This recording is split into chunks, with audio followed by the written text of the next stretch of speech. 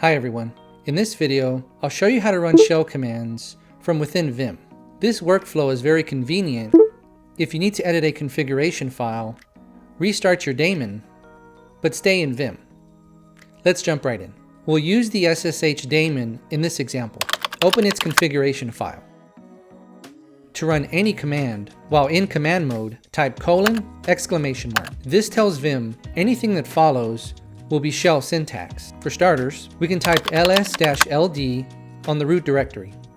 It's a little tricky to read this output, but always start from the bottom with this blurb, work your way up to the last command, which was to open our file, and everything in between is our output. We'll hit enter and run another command on /var.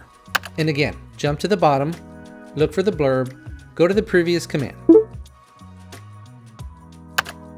Okay, now that we've primed our eyes, we'll go to this line and change this to the best practice value of no.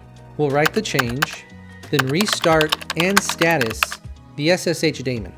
Remember, everything past this is bash syntax, so you can use the semicolon to put two commands on a single line. Our blurb is not at the bottom, because technically the command is still running. The command less is waiting for our input. So type Q. Now the command actually finished. We see our blurb and we can find our block. We'll make one more change. We'll change this to debug and once again confirm our change applied with no issues.